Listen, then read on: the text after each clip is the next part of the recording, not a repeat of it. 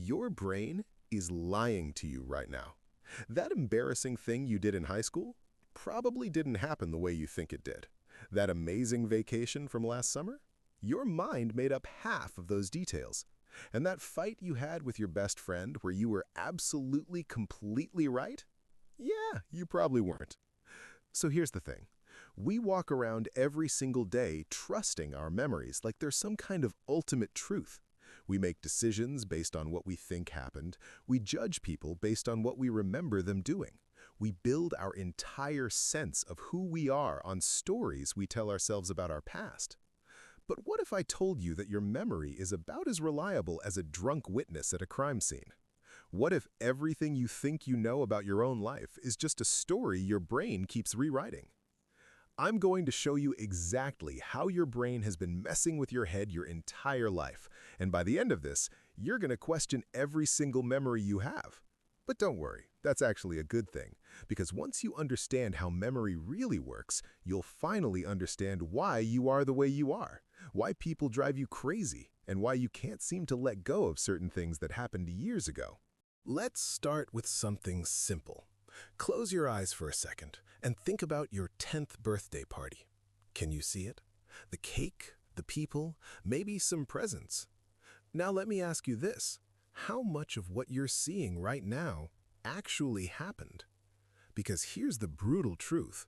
Most of what you just pictured was completely made up by your brain in the last 5 seconds. Your memory doesn't work like a video camera. It never has. When something happens to you, your brain doesn't hit record and store a perfect copy of that event in some filing cabinet in your head. Instead, it breaks everything into tiny fragments and scatters them all over your brain like puzzle pieces. The smell of the birthday cake goes in one place. The sound of people singing goes somewhere else. The feeling of excitement or disappointment or whatever you felt gets stored in a completely different spot. And then, when you try to remember that birthday party years later, your brain has to scramble around and try to find all those pieces and stick them back together. But here's where it gets really messed up. Your brain is lazy, and it's also really creative. So when it can't find all the pieces, it just starts making stuff up to fill in the gaps. It'll grab a piece from a different birthday, or from a movie you watched, or from a story someone told you, and it glues all of this together into what feels like a complete solid memory. You can't see the seams. You can't tell what's real and what's fake. To you, it all feels equally true. Think of your brain as a chef in a kitchen during a power outage. The chef knows they need to make you a specific dish, but half the ingredients have spoiled and the recipe card got wet and smudged. So the chef just improvises. They grab whatever seems close enough from the pantry, add some seasoning to mask the off flavors, and serve it to you with complete confidence. And you eat it thinking, yes, this is exactly what I ordered, having no idea that half of it came from a completely different meal. This is what scientists call reconstructive memory, and it's happening to you constantly. Every single time you remember something, you're not actually pulling up a saved file from your brain's hard drive. You're rebuilding that memory from scratch, using whatever pieces your brain can find in that moment. And here's the really scary part. Once you're done remembering something, your brain doesn't save the original version.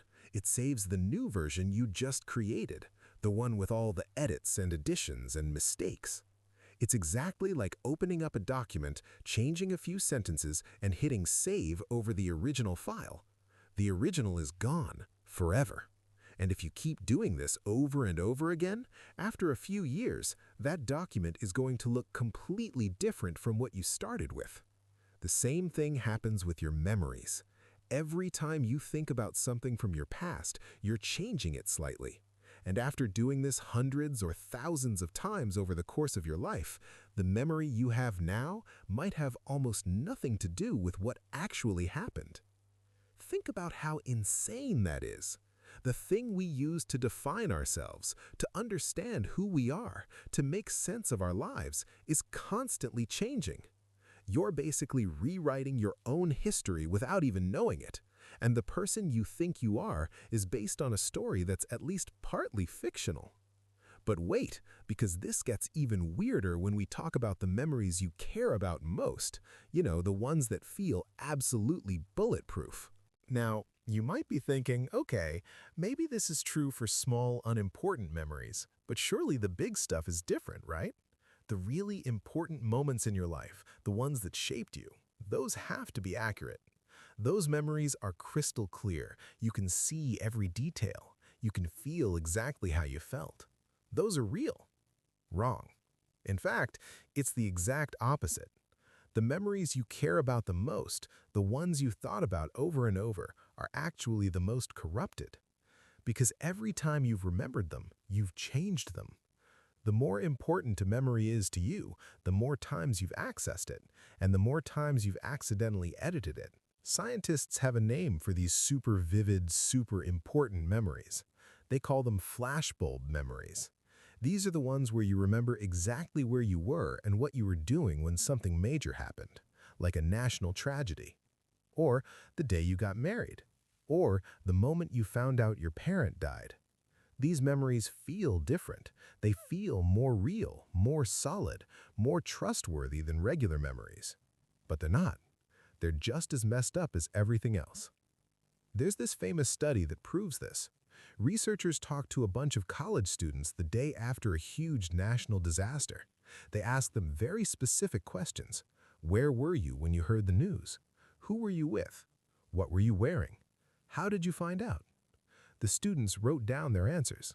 Then the researchers waited 3 years, 3 whole years, and then they tracked down the same students and asked them the exact same questions. Want to know what happened? Most of the students gave completely different answers. Not just a little different, completely different. They remembered being in different places, with different people, finding out in different ways.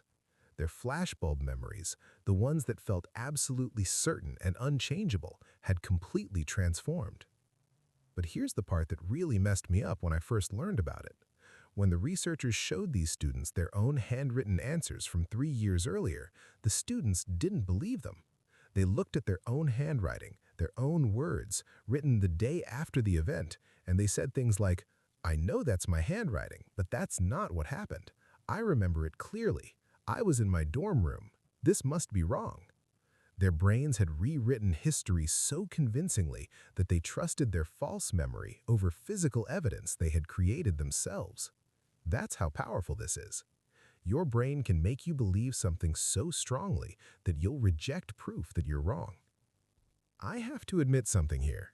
This research terrified me when I first encountered it, because I have these memories from my childhood that feel absolutely sacred to me. Moments with my grandfather before he died, things he said to me that shaped who I became. And after learning about flashbulb memories, I had this horrible thought. What if those conversations never happened the way I remember them? What if the wise things I remember him saying were actually things I read in a book years later, and my brain just inserted him into the memory because that made a better story? I'll never know. And that's the thing that keeps me up at night sometimes. The memories that matter most to me, the ones that feel like the foundation of who I am, might be partially or completely made up, and there's no way to check. He's gone. The past is gone. All I have is this story my brain keeps telling me, and I can never be sure how much of it is true. But there's a reason your brain does this, and understanding why will change how you see yourself entirely. The answer involves evolution, and it's going to make you question whether your brain is even on your side. Now, let's talk about why this happens. Why would our brains do this to us? Why would evolution create a memory system that's this unreliable? It seems like a terrible design. We should be able to trust our own minds, right? But actually, from an evolutionary perspective, this makes perfect sense. Your brain isn't trying to be a historian, it's trying to keep you alive. And for that job, having a perfectly accurate memory of everything that ever happened to you would actually be a waste of resources. Your brain has to make decisions constantly about what information matters and what doesn't. It has to predict what's going to happen next so you can react quickly. And for those tasks, having a memory that can change and update and learn from new information is way more useful than having a permanent record of the past. Think about it like this. Let's say you got chased by a dog when you were a kid. A perfectly accurate memory would just store exactly what happened that one time, but a smart, adaptive memory system learns from that experience. It takes that memory and starts connecting it to other information. Other dogs you see, stories you hear about dog attacks, movies where dogs are scary. And gradually, your memory of that original event changes to reflect what your brain has learned. Maybe the dog gets bigger in your memory. Maybe it gets more aggressive. Maybe you remember being more scared than you actually were. Is this accurate? No. But is it useful? Yes, because now your brain has a memory that reminds you that dogs can be dangerous, and that helps you stay safe in the future. Your brain cares more about keeping you alive tomorrow than about accurately recording what happened yesterday. Your brain is like a news editor working on deadline. It doesn't have time to fact-check every detail. It just needs to get the story out fast enough to be useful. So it cuts corners. It relies on assumptions. It fills in gaps with whatever seems plausible. And most of the time, this works fine. The story is close enough to reality that you can navigate the world effectively. But every once in a while, the editor gets it really wrong, and you end up with a completely false memory that you believe with absolute certainty. But this creates a huge problem for us as modern humans trying to navigate the world, because we're not just using our memories to avoid danger anymore. We're using them to understand ourselves, to maintain relationships, to make moral judgments, to testify in court, to decide who to trust. And for all of those things, accuracy actually does matter a lot. Here's something that happened to me that illustrates this perfectly. A few years ago, I was absolutely convinced that my friend had ditched me on my birthday. I remembered the whole thing. I had invited him to dinner, he said he'd come, and then he just never showed up. Didn't call, didn't text, nothing. And I was hurt, really hurt. And for years, I held on to this little bit of resentment. Not enough to end the friendship, but enough that it colored how I saw him. I thought of him as someone who was a little unreliable, a little selfish. Then one day we were talking about something completely different, and birthdays came up, and I mentioned how he had ditched me that year, and he looked at me like I was crazy. He said he'd never done that. So I pushed back. I said I remembered it clearly, and he pulled out his phone and started scrolling through old messages, and there it was, a text from me from the day before my birthday that year, telling him not to worry about coming because I had decided to cancel the dinner and just do something with family instead. I was looking at the proof right there on his phone, my own words, and I still couldn't fully shake the feeling that he had ditched me. My brain had created this false memory and held on to it for years, and it had affected how I saw him as a person.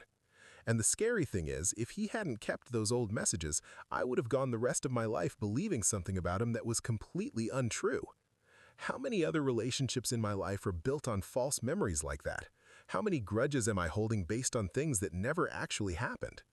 This is why fights between people who care about each other can get so intense, because both people are operating on completely different versions of reality, and there's often no way to prove who's right. Let's talk about relationships for a minute, because this is where the memory thing gets really messy.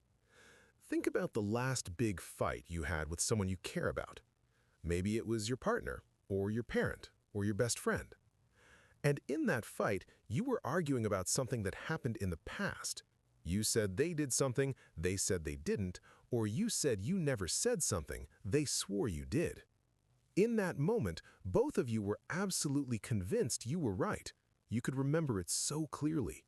You might have even said something like, "I remember exactly what you said. You said this exact thing." And they probably said the same thing back to you. But here's what was really happening. Both of your brains had taken the original event and edited it over time. Every time you thought about it, you changed it a little bit.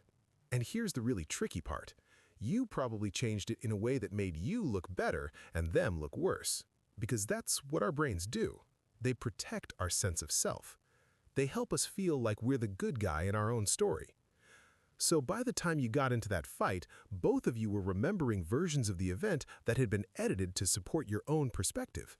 And both of you genuinely believed you were telling the truth, because from the inside, your false memory feels exactly the same as a true one. There's no way to tell the difference.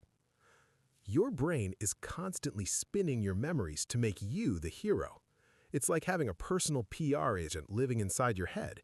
Except this PR agent has the power to actually change the historical record. They go back through your memories and adjust things. Made a mean comment? Well, you were just defending yourself. Said something hurtful, you were having a bad day and they should understand. Forgot someone's birthday, you had so much going on and they should have reminded you. Meanwhile, when other people do these same things, your brain doesn't give them the same generous edit. That person who forgot your birthday, they're selfish. They don't care about you. They proved it by forgetting. Your brain takes their actions and edits them to look worse over time, adds malicious intent, removes context, makes their mistakes seem bigger and your mistakes seem smaller. This is why married couples can have such wildly different memories of the same argument. I read about this one study where researchers interviewed couples about fights they'd had. They asked each person separately to describe what happened. And in something like 70% of cases, the two people gave accounts that were so different you wouldn't even know they were talking about the same fight. One person would say, "They came home and immediately started yelling at me about the dishes." The other person would say, "I came home and gently mentioned that it would be nice if the dishes were done, and they exploded at me for no reason." Both people believed their version. Both people would have passed a lie detector test, because to their brains, that's what happened. And the really messed up part is that the more you fight about what happened, the more entrenched these false memories become. Because every time you argue about it, you're rehearsing your version of events. You're telling yourself the story again. And every time you do that, you're reconsolidating that memory with all of your current feelings of anger and defensiveness mixed in. So the memory gets more and more distorted, moving further and further from whatever actually happened. This is how people who once loved each other can end up with completely incompatible versions of their shared history. After years of editing their memories in opposite directions, they're basically living in different realities. One person remembers the relationship as mostly happy with a few bad moments. The other person remembers it as mostly painful with a few good moments. And both memories feel absolutely true. But the justice system is where this gets truly dangerous. Because we're not just talking about hurt feelings anymore. We're talking about people's lives. This is why eyewitness testimony in court is actually one of the least reliable forms of evidence, even though we treat it like it's the gold standard. When someone points at a defendant and says, "That's the person who robbed me," we tend to believe them. They were there. They saw it happen. They remember. How could they be wrong? But they can be wrong. They are wrong all the time, and we know this because of DNA evidence. There have been hundreds of cases where someone spent decades in prison for a crime they didn't commit, and then DNA evidence proved they were innocent. And in almost every single one of those cases, there was a witness who was completely, totally certain they had identified the right person. These weren't people lying. They genuinely believed they were telling the truth, but their memories had been corrupted. Sometimes by stress, sometimes by suggestive questioning from police, sometimes by seeing the suspect's photo multiple times before the lineup, sometimes by nothing at all, just the normal, natural decay and reconstruction that happens to all memories over time. Let me tell you about Ronald Cotton. In 1984, a woman named Jennifer Thompson was raped in her apartment.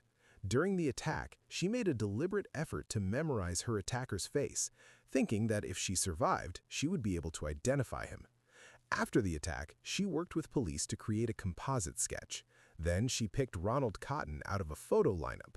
Then she picked him again out of a physical lineup. At the trial, she pointed at him and said with absolute certainty, "That's the man who raped me." Ronald Cotton went to prison. He maintained his innocence, but it didn't matter. Jennifer Thompson's testimony was too powerful. She was so certain. She had looked right at him during the attack. She had deliberately tried to memorize his face. How could she be wrong? But she was wrong. After 11 years in prison, DNA evidence proved that Ronald Cotton had not raped Jennifer Thompson. A different man, Bobby Poole, had committed the crime. Jennifer Thompson had been completely, utterly, devastatingly wrong. And the crazy thing is, even after being presented with the DNA evidence, she said that her memory of Cotton being her attacker was still stronger than her memory of what Poole actually looked like. Her brain had locked in the wrong person, and once that happened, Every time she thought about the attack, every time she testified, every time she told someone the story, she was reinforcing that false memory, making it stronger, making it more vivid, making it feel more true, until it was so solid in her mind that even DNA evidence couldn't fully shake it. And here's the thing that really gets me. Jennifer Thompson did everything right. She tried to memorize her attacker's face during the attack. She worked carefully with police. She was thoughtful and honest in her testimony. She wasn't trying to frame an innocent person. She was trying to get justice. But her brain betrayed her anyway, because that's what brains do. They fill in gaps, they make mistakes, they lock on to the wrong details, and once they do, those mistakes become indistinguishable from reality. Let me tell you about one technique that police use, probably without even realizing how much it messes with memory. When they interview a witness, the way they ask questions can completely change what that witness remembers. If they ask, "Did you see a broken headlight?" versus "Did you see the broken headlight?" that one tiny word, the instead of a, can make a huge difference. Why? Because the implies that there definitely was a broken headlight. It's a presupposition built into the language. And when your brain hears that, it thinks, oh, I guess there was a broken headlight. I must have seen it. And then, the next time you remember the event, you'll remember seeing broken glass, even if there never was any. Your brain fills in the detail to match what it thinks must have been there. The witness isn't lying. They genuinely believe they saw the broken glass, but that memory was created by the question itself. This happens all the time, and most people have no idea it's happening to them. Researchers have done experiments where they showed people footage of a car accident. Then they asked half the people, how fast were the cars going when they hit each other? And they asked the other half, how fast were the cars going when they smashed into each other?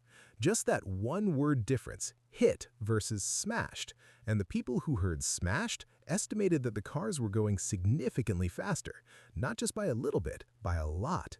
Then, a week later, they brought all the people back and asked them if they remembered seeing any broken glass in the footage. There was no broken glass in the footage, but the people who had heard the word smashed were way more likely to say yes, they remembered seeing broken glass. The word smashed had created a false memory of glass that they could now visualize and describe. One word, that's all it took to plant a false memory in people's minds. One word in one question, and suddenly they're remembering things that never happened. Now imagine you're a witness to a crime. You're already stressed because you just watched something terrible happen. Your memory is already fragmented because your brain was in fight or flight mode. And then police start asking you questions, and maybe they accidentally use leading language. Maybe they show you a photo lineup where one person looks a little more like the composite sketch than the others. Maybe they tell you that another witness identified this person. All of those things are planting suggestions in your mind, and your brain, being the helpful, gap-filling machine that it is, starts incorporating those suggestions into your memory. Pretty soon, you're not remembering what you actually saw anymore. You're remembering a version that's been edited by stress, by time, by suggestion, and by your brain's need to create a complete, coherent story. And you have no idea that any of this has happened. To you, the memory feels rock solid. You'd bet your life on it. You'd send someone to prison based on it. And that's exactly what we do. Every single day, we send people to prison based on memories that might be completely false, based on witnesses who are honest but wrong, based on a justice system that treats memory like it's a photograph when it's actually more like a painting that gets repainted every time you look at it. But it's not just the police or the courts that can hack your memories. The people you trust most can do it too, often without anyone realizing it's happening. Okay, so we've established that memories are unreliable.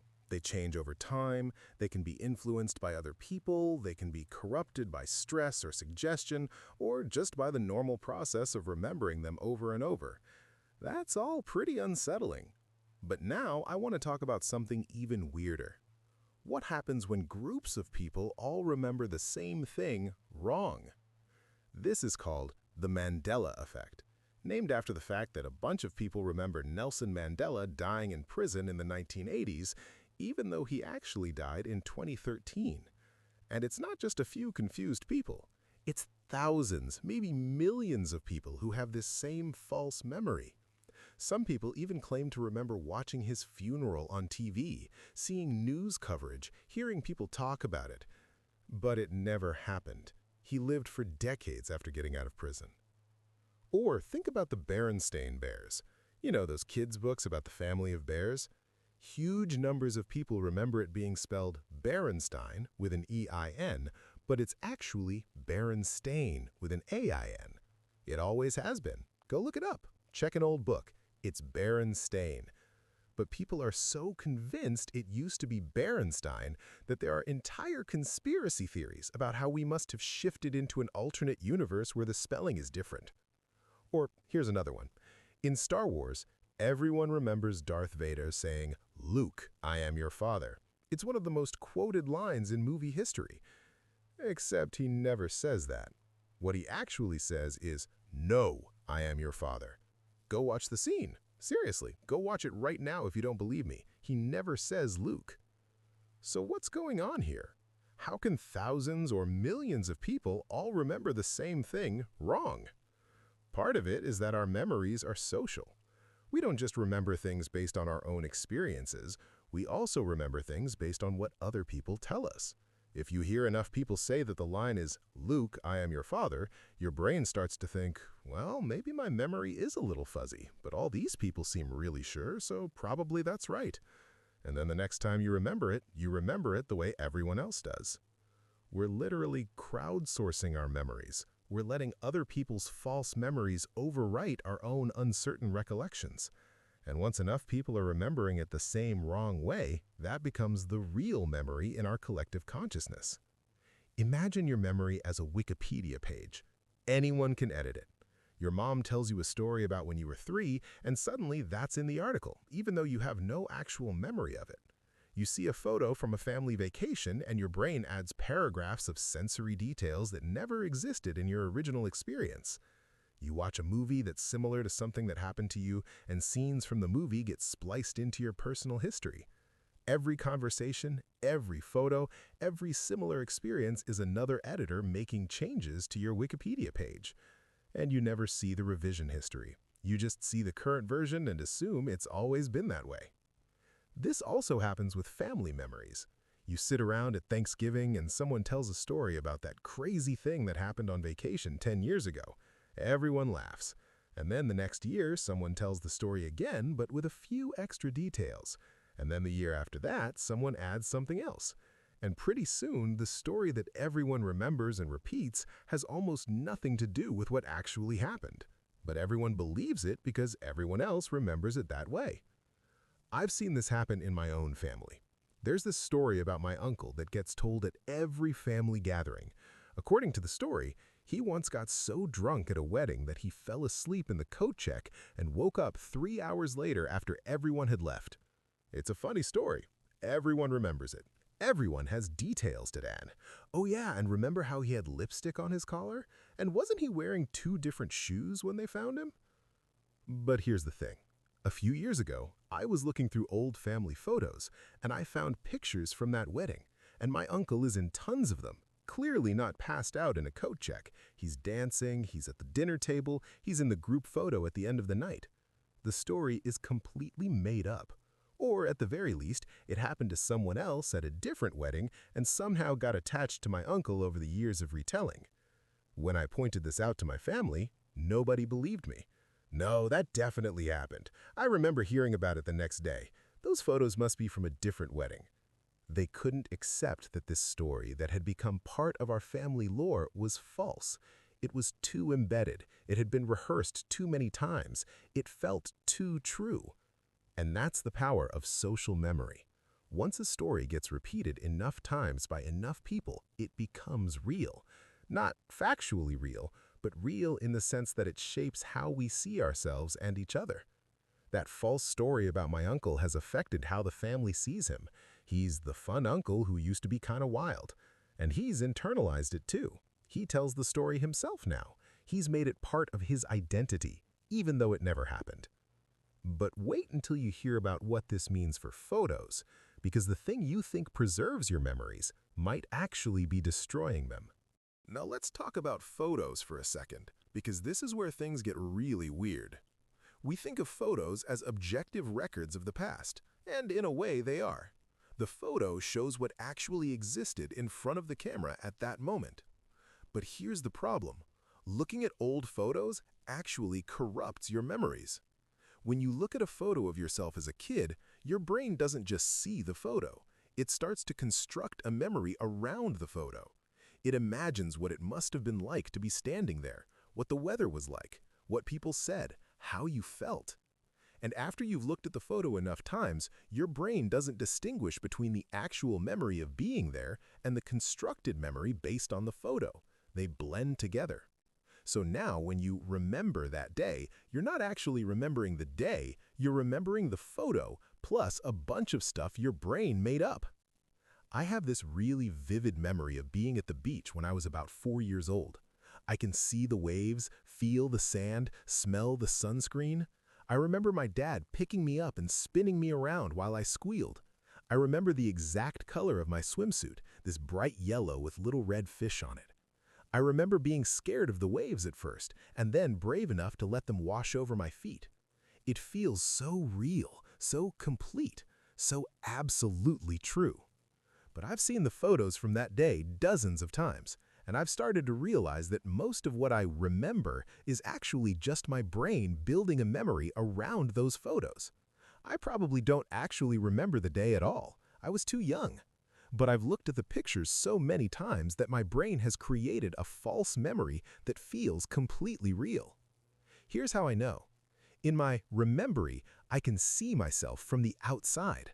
I can see what I looked like, how I was standing, the expression on my face. But that's impossible.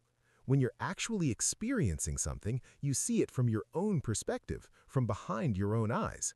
You can't see yourself from the outside unless you're looking in a mirror. So if my memory shows me from the outside, that means it's not a real memory of being there. It's a memory of the photograph.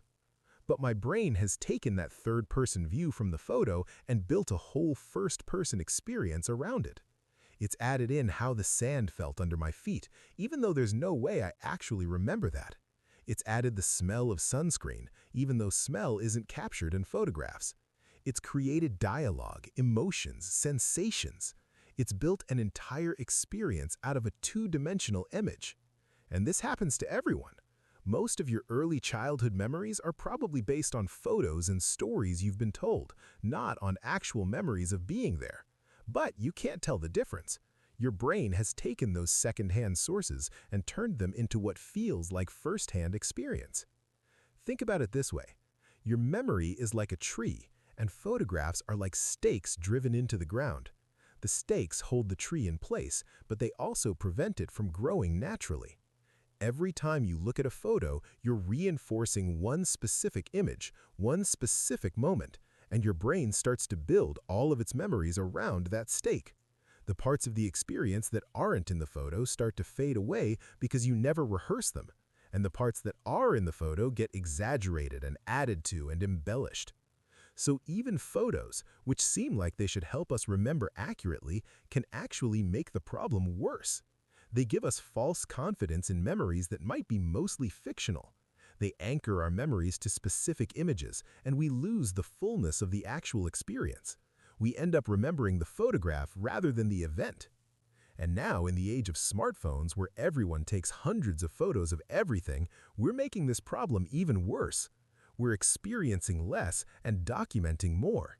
We're looking at events through screens rather than being present in them. And then later, we're remembering the photos and videos rather than the actual experiences. I went to a concert a couple years ago and spent the first 3 songs holding up my phone, recording videos. And you know what? I barely remember those first 3 songs. My memory of them is just watching little rectangles of light on a screen. But the rest of the concert, when I put my phone away and actually paid attention, I remember vividly. I can still feel the bass vibrating in my chest. I can still see the lights. I can still remember the feeling of being part of this huge crowd, all singing the same words. The parts I photographed, I don't really remember. The parts I experienced fully, I do. Which seems backwards, right? We take photos to help us remember, but maybe they're actually preventing us from forming real memories in the first place. So if photos corrupt memories, and people corrupt memories, and even our own brains corrupt memories, what's left? What can we trust? And more importantly, if all of your memories are unreliable, then who are you really? Okay, so we've established that memories are unreliable. But now I want to talk about what might be the scariest part of all this. If your memories are this unreliable, and your sense of self is based on your memories, then who are you really? This is not just a philosophical question, it's a practical one.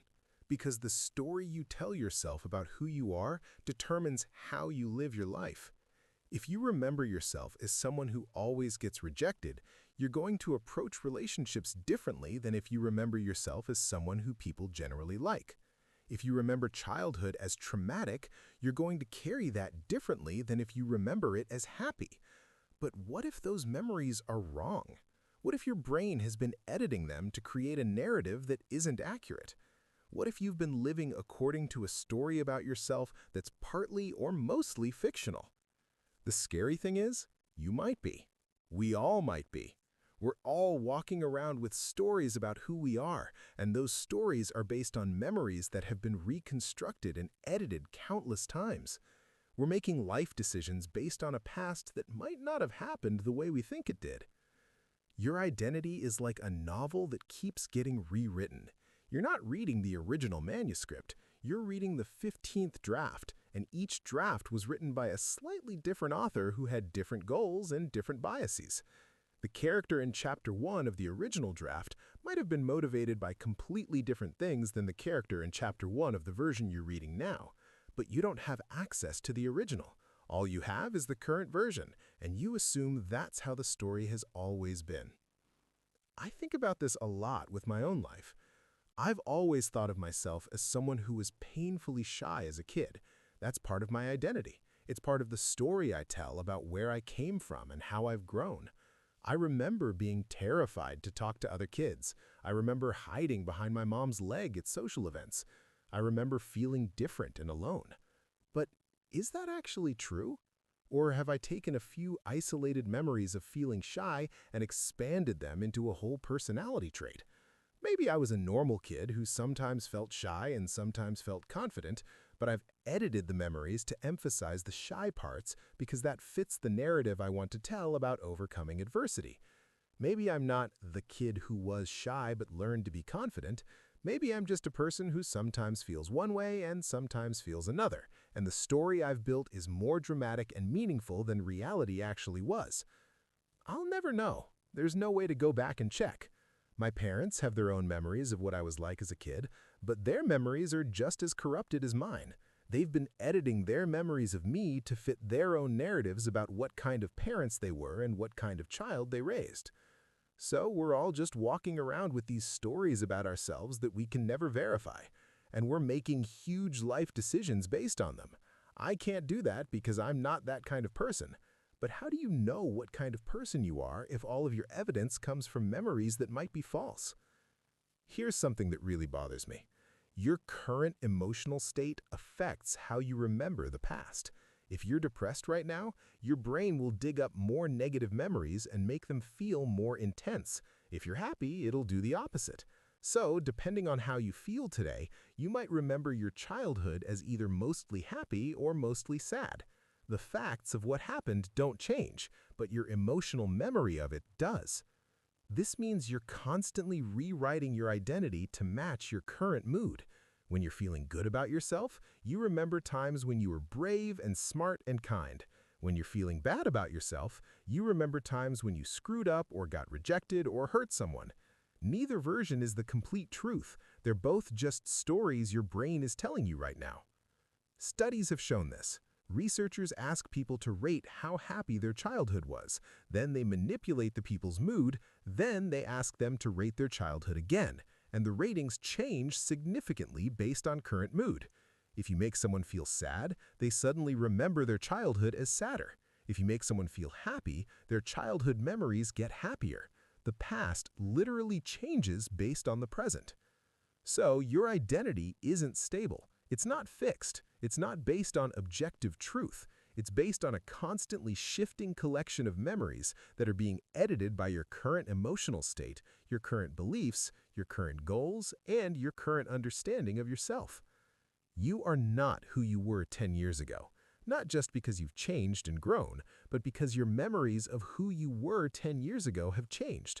The person you think you used to be doesn't exist anymore, and maybe never existed in the first place. That person is a character in a story that your current self is telling.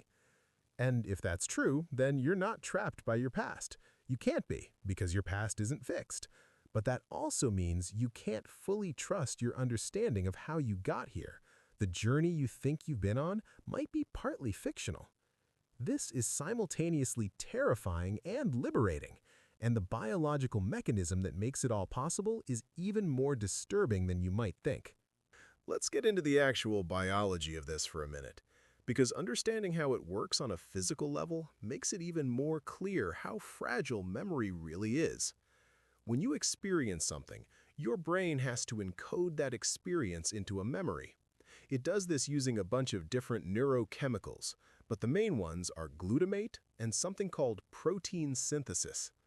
These chemicals basically tell your neurons to form new connections with each other in a specific pattern. That pattern is the memory. It's like your brain is building a tiny circuit, and when you activate that circuit later, you remember the experience. Now, when you want to remember something later, your brain has to reactivate that pattern of neural connections. But here's the key thing. When you reactivate a memory, you have to temporarily destabilize it. It goes from being a solid, fixed thing to being soft and changeable, kind of like wax that you heated up. While the memory is in this soft state, anything else you're thinking about or feeling in that moment gets mixed into it. If you're stressed while remembering something, some of that stress gets encoded into the memory. If someone tells you something while you're remembering, that new information might get incorporated. If you're in a different mood or context than when the memory was formed, that changes it too. Then, after you're done remembering, your brain has to reconsolidate the memory. It has to harden it again so it can be stored, and it does this using protein synthesis. The proteins essentially rebuild the neural connections, and they save the new, edited version of the memory, not the original. This process is called reconsolidation, and it's one of the most important discoveries in memory research, because it means that every time you remember something, you're making it vulnerable to change. The more you remember something, the more times it goes through this reconsolidation process, the more it changes. It's like every memory is a sandcastle on a beach. When you're not thinking about it, it's solid and stable, but the moment you remember it, the tide comes in. The sand gets wet and soft and malleable. You can reshape it, add to it, take parts away. And then when you stop thinking about it, the tide goes out and the sand hardens again. But it's not the same sandcastle anymore. It's a new version, and you can't tell the difference. And here's where it gets really interesting. Scientists have figured out that if you block protein synthesis while someone is remembering something, you can actually prevent the memory from being reconsolidated, which means you can essentially erase it, or at least weaken it significantly. There are actually drugs being tested right now that do this. They're being used to treat people with PTSD. The idea is that you have the person remember their trauma while they're on this drug that blocks reconsolidation. They remember what happened, but when their brain tries to save the memory again, the drug prevents it. So the memory loses its emotional punch. The person still knows what happened, but it doesn't feel as scary or painful anymore. It's like hitting Save As on a document, but removing all the formatting that made certain words stand out. This is genuinely incredible from a therapeutic standpoint. Being able to help people with severe trauma by literally editing their memories could change millions of lives. But it also raises some really disturbing questions. If we can edit memories with drugs, what does that mean for truth, for justice, for personal identity? If you can take a pill and change your own past, even just the emotional weight of it, who decides what memories should be edited and what shouldn't? What if someone uses this technology to forget something they shouldn't forget? What if someone is forced to take these drugs against their will? Imagine a soldier who commits war crimes and then takes a drug to forget the emotional weight of what they did. They still know they did it, but they don't feel bad about it anymore. Is that justice? Is that healing? Or is that erasure of moral responsibility? Or imagine a corporation that wants to silence a whistleblower. They can't make the person forget what they saw, but what if they could make them not care about it anymore? What if they could edit out the moral outrage that motivates someone to come forward? Or on a more personal level, imagine a relationship where one person hurt the other. The person who did the hurting takes a drug to reduce their guilt. They remember what they did, but it doesn't bother them as much anymore. Is that growth? Or is that just chemical avoidance of consequences? And it's not just drugs. We're also getting really good at creating false memories through suggestion. There are studies where researchers have convinced people that they committed crimes they never committed. They did it by just asking suggestive questions over and over in a specific way. After a few sessions, some of the participants developed full, detailed memories of committing serious crimes, with emotional responses and sensory details. They believed it really happened. They could describe exactly how they broke into a house, or assaulted someone, or stole a car. Events that never occurred. If trained researchers can do this in a lab in just a few hours, imagine what other people could do with the right techniques over longer periods. Imagine what an abusive partner could do by constantly retelling events in a way that shifts blame. Imagine what a manipulative parent could do by repeatedly suggesting memories of things that never happened. Imagine what you could do to yourself if you told yourself the same false story over and over. The implications for therapy are interesting too. A good therapist can help you reframe your memories, find new meaning in old pain, and construct a more empowering narrative about your life. But a bad therapist, or a therapist with an agenda, could potentially implant false memories of abuse that never happened. This actually happened a lot in the 1980s and 1990s with the recovered memory movement. Therapists using hypnosis and suggestive questioning convinced hundreds of people that they had been abused as children, even though many of those memories were later proven to be false. Families were destroyed, people went to prison, lives were ruined, all because well-meaning therapists didn't understand how easy it is to create false memories. They thought they were helping people recover repressed trauma, but they were actually helping people create trauma that never existed. And the people with these false memories weren't lying. They genuinely believed they had been abused. They could describe it in detail. They had emotional reactions. They had PTSD symptoms. Because to your brain, a false memory that's been properly implanted is exactly the same as a real one. There's no flag that says this one is fake. They all feel equally real. This is the world we're living in, a world where memories can be edited, created, erased, a world where your own mind is your least trustworthy witness. But it's getting worse, because technology is about to make all of this exponentially more complicated. We're living in this weird time where technology is starting to make this problem even worse. Deepfakes are getting so good that soon you won't be able to tell the difference between a real video and a fake one. What happens when someone shows you a video of yourself doing something you never did? At first, you'd know it was fake, but what if you watched it 10 times, 20 times? What if other people started talking to you about it like it really happened? Your brain might start to incorporate that fake video into your actual memories. You might start to remember doing it, not because you're stupid or gullible, but because that's just how memory works. It's flexible, it's suggestible, it trusts the information it receives, especially if that information is vivid and repeated. Imagine this scenario. Someone creates a deepfake video of you at a party doing something embarrassing. Not illegal, just embarrassing. Maybe you're drunk and saying stupid things. Maybe you're being mean to someone. Maybe you're just acting like an idiot. And they show it to you. You know immediately that it's fake. You weren't at that party. Or you were at that party, but you didn't do that thing. But then your friends start asking you about it. "Hey, I saw that video from the party. Are you okay?" And you tell them it's fake, but they've seen it. It looks real. You look like you. The location looks right. The people around you are people who were really there. So they kind of believe it, even though you deny it. And then you see the video again and again. And each time you see it, your brain is trying to process it, trying to figure out where it fits. And your brain sees your face, your voice, a location you recognize, people you know, and it starts to think, well, maybe this did happen and I just don't remember it clearly because I was drunk. And it starts to create a memory around the video.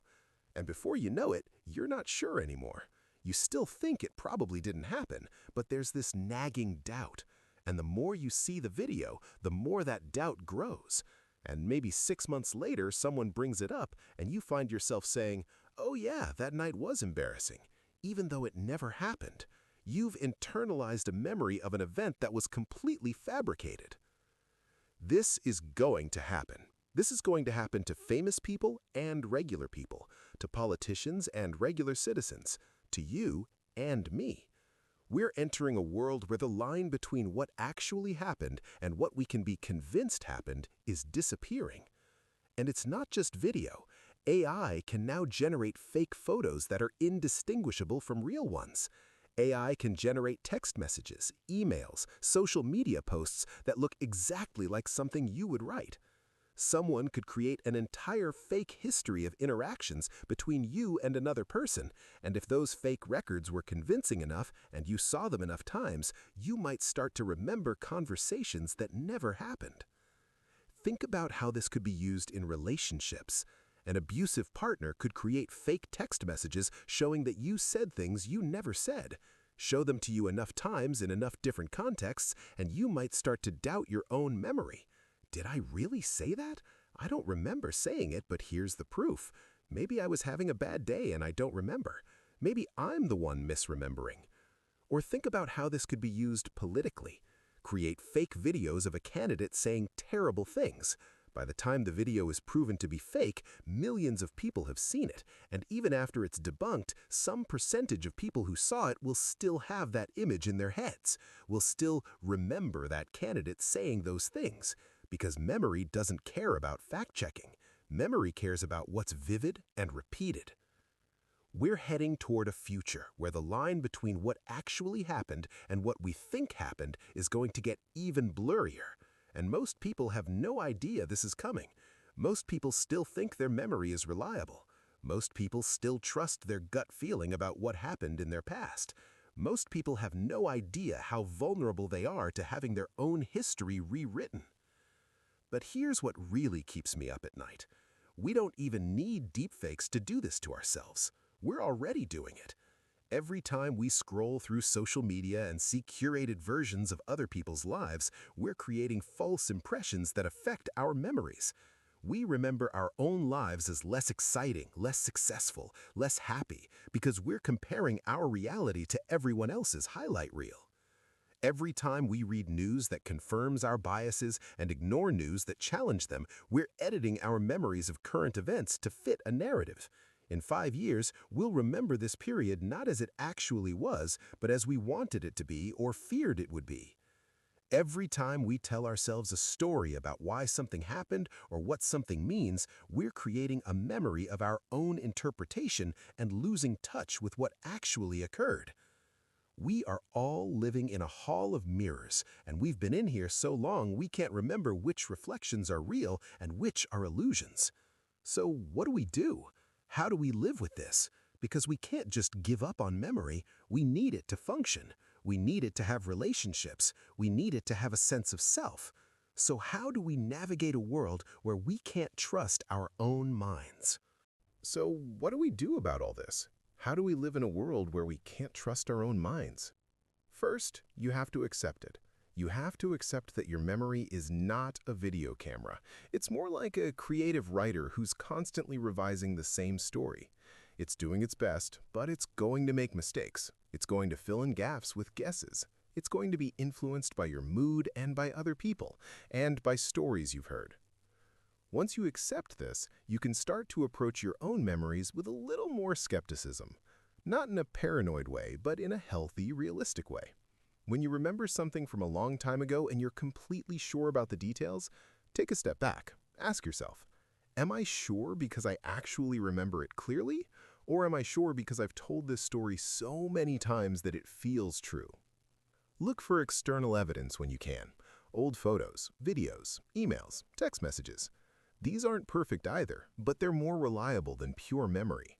If you have a really important memory, especially one that affects your relationships or your decisions, try to verify it somehow. Talk to other people who were there. Check old documents. Don't just trust your brain. But also remember that other people's memories are just as flawed as yours.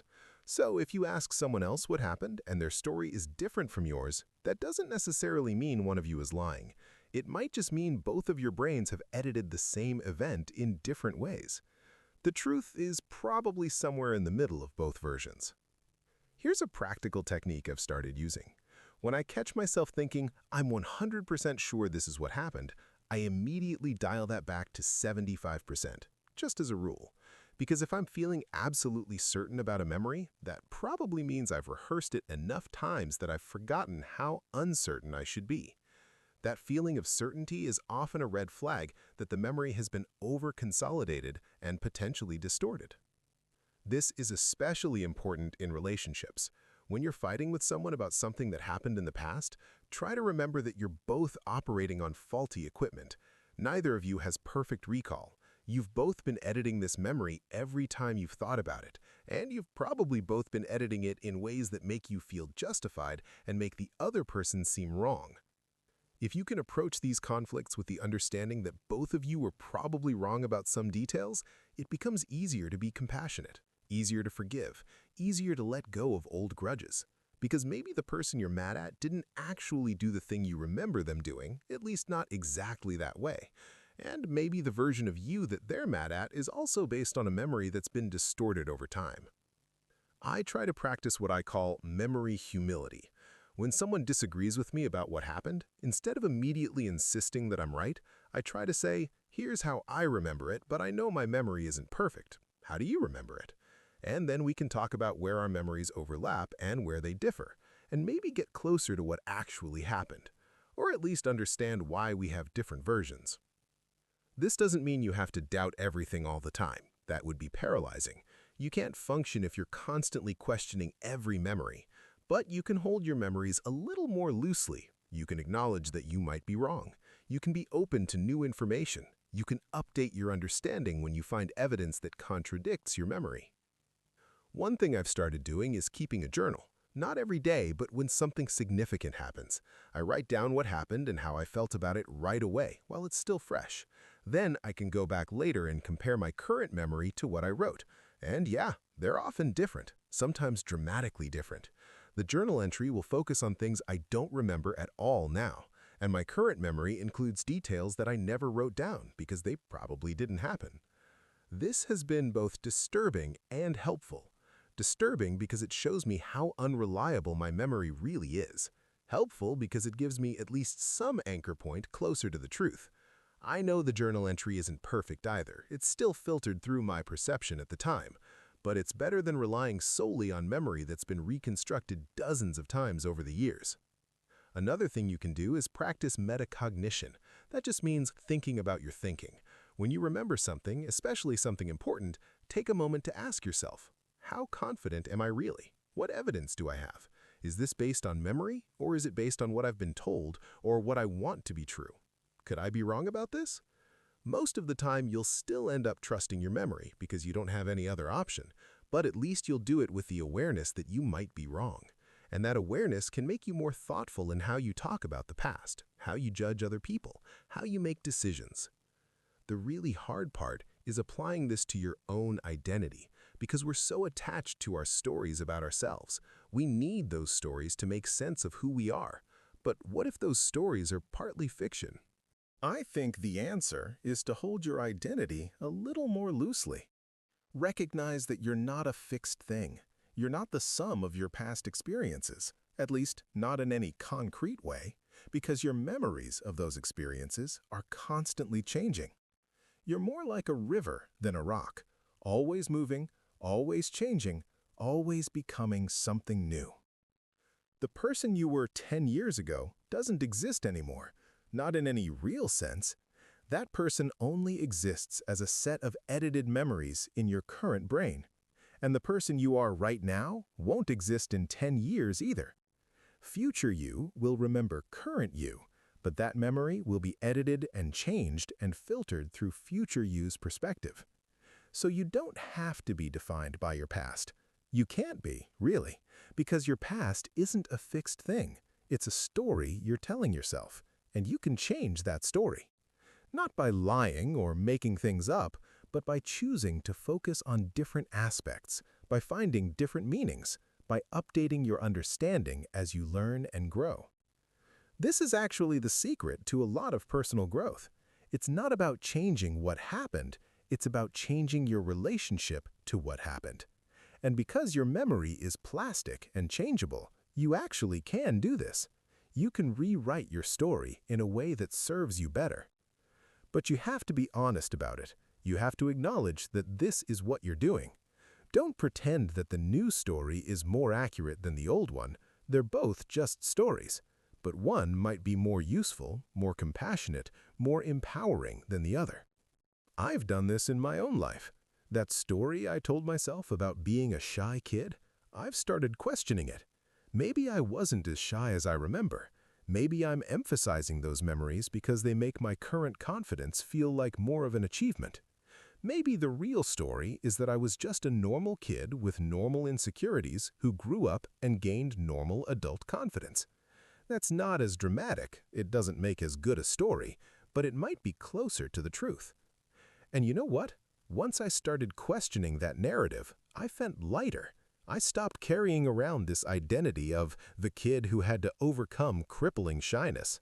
I stopped using my supposed shyness as an excuse for social anxiety.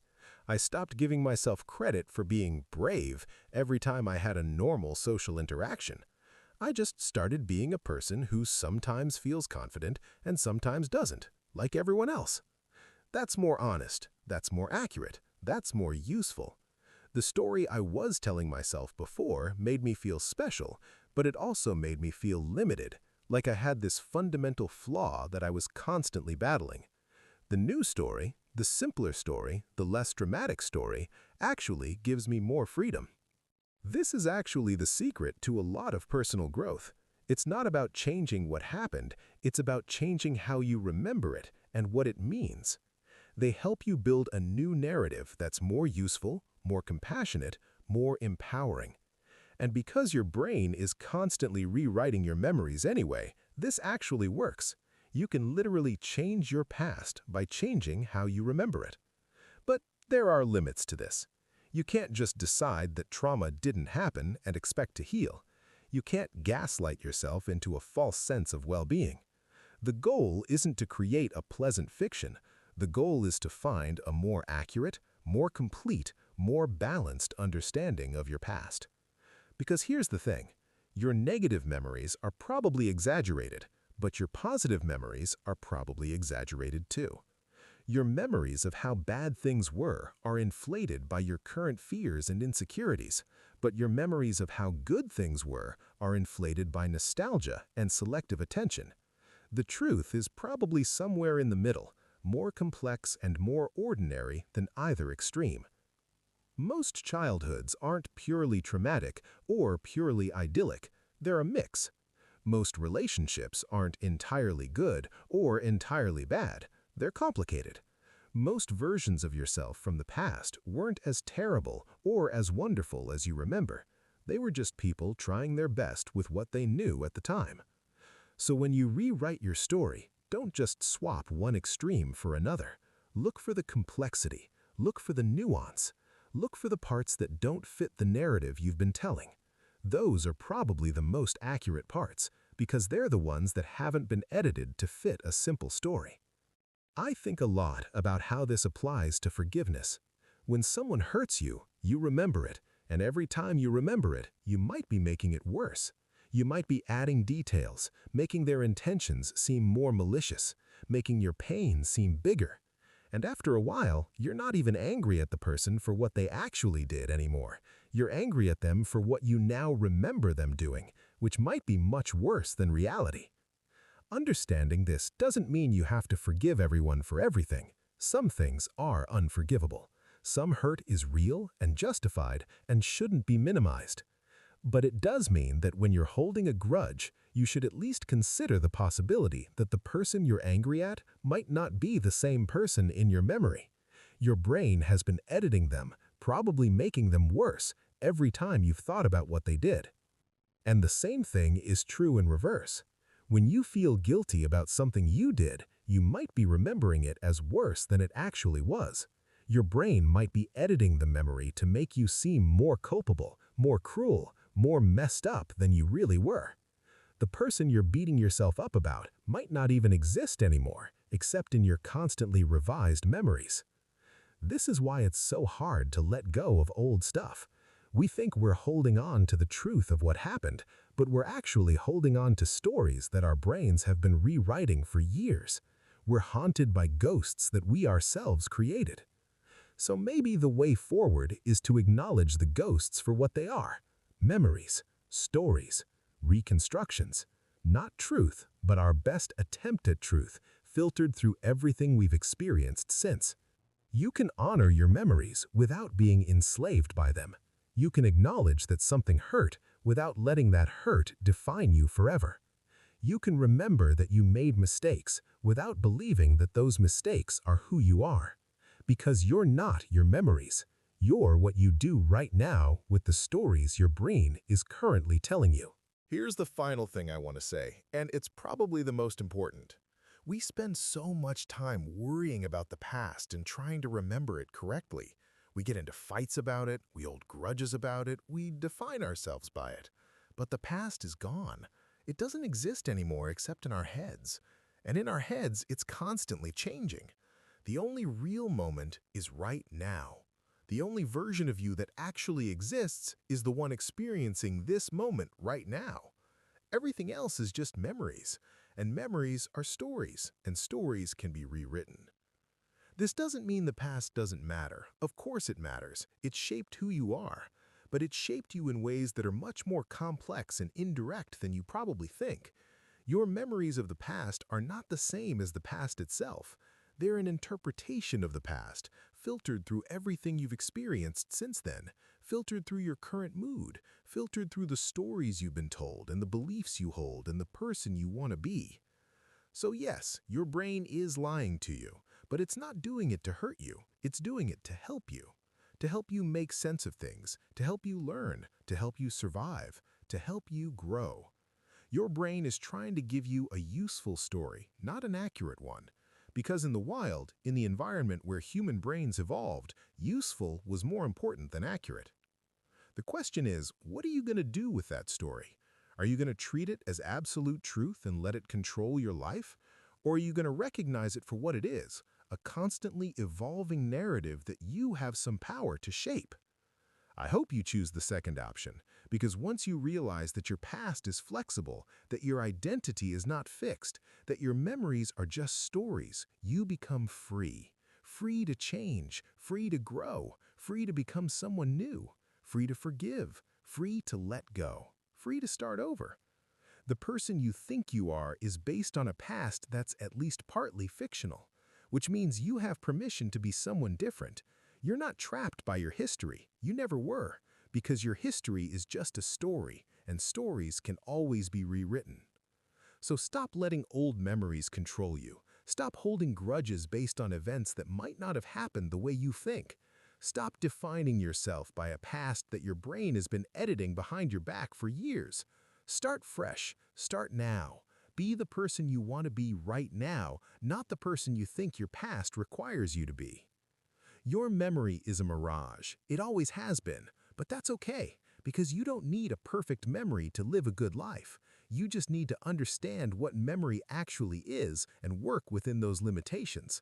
Be humble about what you think you know.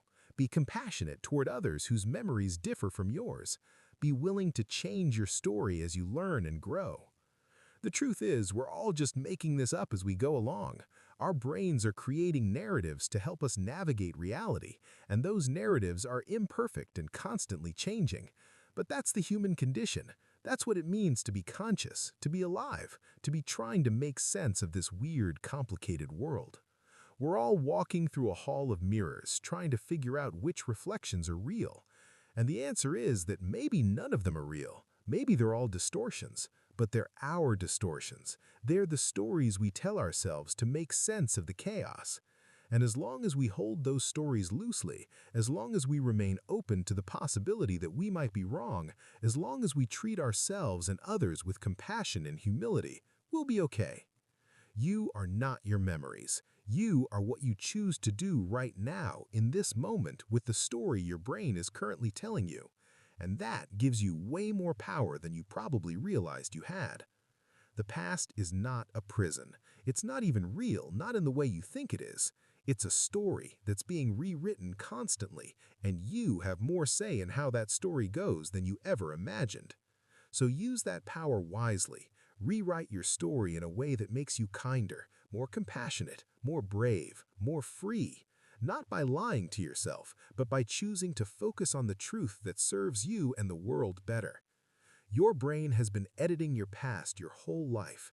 Now it's time to take some of that editing power back and use it intentionally. Not to create a comfortable fiction, but to find a more complete, more balanced, more honest understanding of who you've been and who you want to be. The memory mirage isn't something to be afraid of, it's something to understand, something to work with, something to use as a tool for growth rather than a weapon for self-punishment. You're not broken because your memory is unreliable. You're human, and being human means living in this strange space between truth and fiction, between what happened and what we remember, between who we were and who we're becoming. And that's actually beautiful, because it means you're not stuck, you're not defined, you're not limited by a past that's already been written. You're a story that's still being told, and you have more control over how it unfolds than you think. So take a deep breath, let go of the certainty, embrace the uncertainty, accept that your past is not what you thought it was, and then use that freedom to become who you want to be right now, in this moment, because this moment is all that you have. This moment is all that's real. Everything else is just stories. And stories, thank God, can be rewritten. Subscribe for more videos that'll make you question everything you thought you knew.